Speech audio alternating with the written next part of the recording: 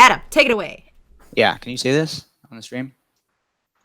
Yeah, rats in the chat if you can see the presentation. I know you can, but rats in the Yes. chat always. Cool. I'll try and go through this quickly.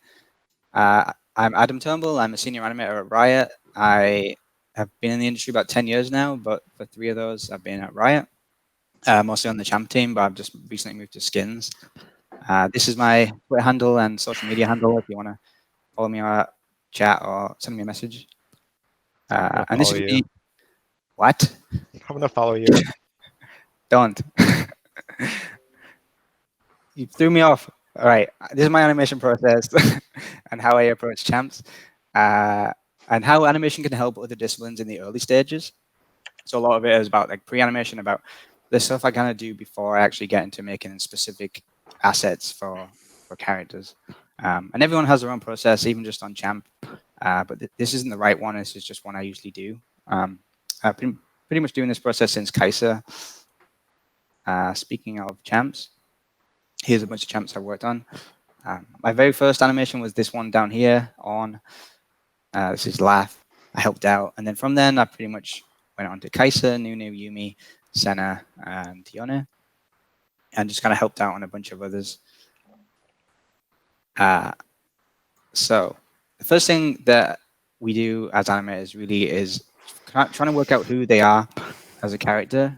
So working with a lot with concept and narrative to begin with. Kind of what they're doing in the game, what's their kind of purpose. And that kind of seems obvious when you're working on a character-driven game. But it's easy to fall into that trap of just making something look cool without actually thinking about who that character is. I definitely did that and still probably do that. But it's always just good to like step back and think about who that character is, kind of inside and outside of the game. And then kind of how do we show that stuff visually, and which parts do we want to show in game and which parts do we just want to leave to kind of be in their backstory, in narrative. And this kind of stuff is more important than ever now too, because things like cinematics and comics are coming out around League, and they're not just game characters anymore, even though that is the most important part. They are also included in other things, and the kind of stories get expanded, and it's kind of stuff we need to think about early on just to kind of flesh that out. So just kind of establish them as a real being, not just something that visualizes game mechanics. And this is something we can visually express. And narrative do a really good job of this, setting this up. Like we rely a lot on narrative in the early stages. So here is my pose sheet for Yone. This is something I do for every champ. I do a pose sheet. It's basically just take a day or two, do a bunch of poses based around the concept and the narrative. This is the first one I ever did on the left, and then these are more focused on some of the more game-oriented things like attacks and death and ult, and a few idols. But this left one isn't really thinking about game things, it's more just about who the character is. And it starts that conversation with the team about which direction we want to go in animation-wise. It just gets the team aligned and excited. It kind of we get to work out which things work and which things don't very quickly. It's also good to look back on for reference, because it keeps things consistent going forward. If something comes up 2 months down the line, we can always look back at this and see the poses and the character that we decided on and kind of make sure that it all fits. So it just keeps things really consistent. And it also, for animators, it's really good for keeping a pose library like this. So I'll just like leave pre-production with 30 or 40 poses that I can go back to and just get inspiration from for emotes or recalls, or just pick and choose what I need, and it means I don't have to start from scratch every time I think of an idea. And a lot of these don't get used in game. It's all about minimizing the damage and trying to use as much as possible, and especially the ones that people gravitated towards in the team. And I would recommend doing this to anyone, even just on a personal project. Just grab a rig and do a bunch of poses, work out who that character is. And just kind of, going forward, it should make your life easier. How am I doing for time? Okay, all right, I'll keep going. So yeah, these are my, again, Senna Yumi pose sheets. I have a Nunu one too. I'll go through these quickly, but basically similar thing. It's about just getting the character, like the relationship between Yumi and Buck and where the power source comes from, all this kind of stuff. just trying to build this character, and then all decide as a team, is this the kind of character we want? Same with Senna. This was also about working around the weapon and those kind of poses. It's a really big weapon, so just trying to work out how she would hold it in a way that it doesn't hide her, how she might use it to kind of lean against, or any way that she can. Not really focusing on anything to do with the game again, just thinking about how she might be as a character. And Nunu and Willump, they're all about friendship and adventure. So just showing their personalities. These don't have to be the best poses in the world, obviously. These are just super quick, kind of like snapshots of what they could do in game, and emphasizing that friendship and that kind of personality that they have together. A lot of these did end up in game. Like, we worked out a lot of things, like how Nunu would run around Willump and climb around him, and all that kind of stuff. I'm pretty sure this is his idol in game. Back to Yone. These, again, early exploration stuff. This one specifically was for his basic attacks, but it just didn't really work in game. But because we were kind of working alongside Cinematic at the time, we were kind of working at the same time as them. So they were kind of looking to us, and we were looking to them for just ideas. And this one didn't go in game eventually, but the kind of style of it did. But it's really cool to see early things that would have normally got lost kind of get used later in things too. So it wasn't just lost work. It was kind of, it still went towards something and went towards his character. And then this is his ult pose. It didn't change that much. This is what it's pretty much like in the game. He's just slightly more crouched. And again, that kind of went into the cinematic too. Another example is the splash. This was the first pose I ever did for Yone.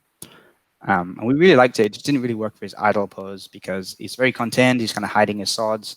We really want him to read like his silhouette to read like a dual swordsman all the time, especially from game cam.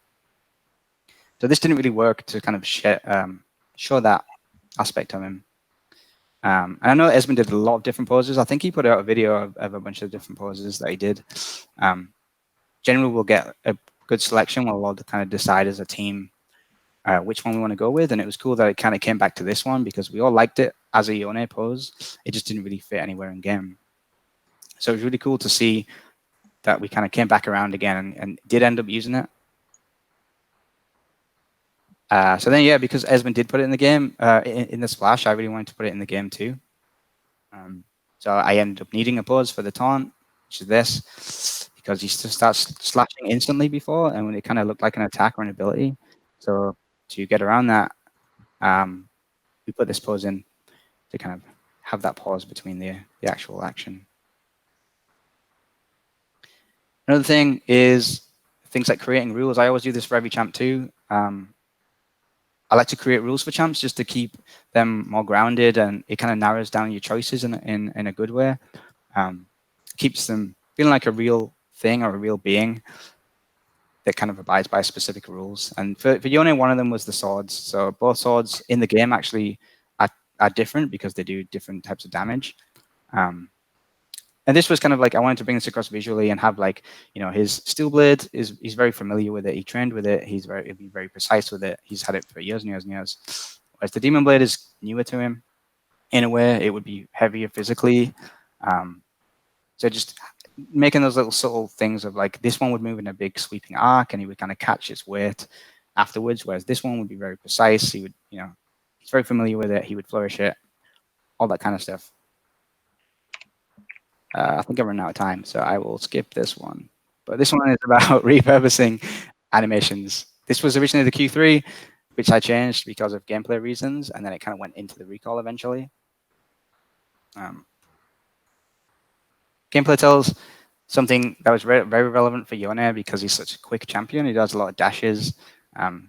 Again, coming from the pose sheets, a lot of these were in the original pose sheet. This one specifically. It's just basically giving the player time to read what is about to happen and giving as much information as possible in the shortest amount of time, because we don't generally get a lot of frames to work with. I think this was like 6 frames, the anticipation. So it was no time at all. I basically just had to pose, and it kind of gives that element of direction because of the antic pose, the direction of the sword. Again, with these ult, you have this directional V shape, kind of tells you that he's going to go this way. And then again with this, he kind of jumps this way and he leans the other way, and his swords kind of come around in an arc leading towards this way. So it kind of, in that short anticipation, it kind of tells you as much information as we can. And VFX are really good at this too. They're better than we are at doing this, but it's good just to be able to emphasize that in whatever way we can. I have 2 slides left. How long do I have? Yeah, all right. Okay, sorry.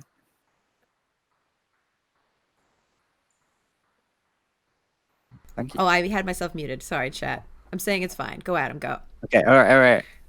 So yeah, I've worked on a lot of champs that are linked to other champs for some reason.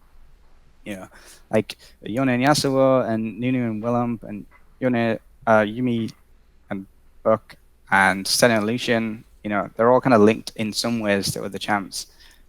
So just trying to emphasize that stuff through animation too, with things like visually showing the Q.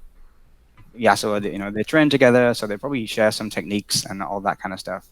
And then things like the dance, they both have an instrument, they both play a similar tune.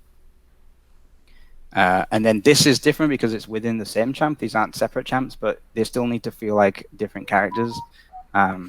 So Nunu and Willem, but technically the same champ that you choose to play as, but giving them this little friendship between the two of them, giving them a little secret handshake. And then, a different kind of relationship with Yumi and Buck, but just kind of emphasizing that kind of stuff. Move on. Connections. This is very similar, but it's kind of more of an Easter egg type thing, and just a way to use emotes to expand the feeling that things are connected. Like they're all in the same world. So linking the characters in different ways or things like that.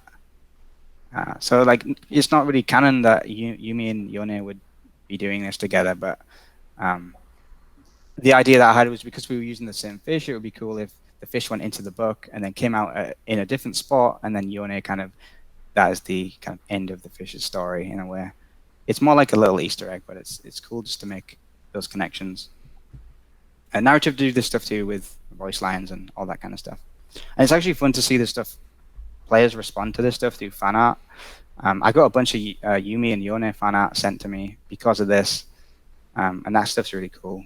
Even though technically, like I said, it's not in their story, it's still cool for that kind of stuff to happen. Okay, last slide. Again, going back to cinematics, this was kind of a reversal of that, where I hadn't done the Spirit Blossom recall yet for Yone. I was trying to look for ideas, and then we saw an early version of the Spirit Blossom video. And part of that is Yone getting this vision. These kind of Spirit Blossom petals float by him, like it does in the recall, and he gets this vision. So I just wanted to play on that aspect of it. So when you do see both of them, you can kind of connect it as if it's the same character. He's going through the same things.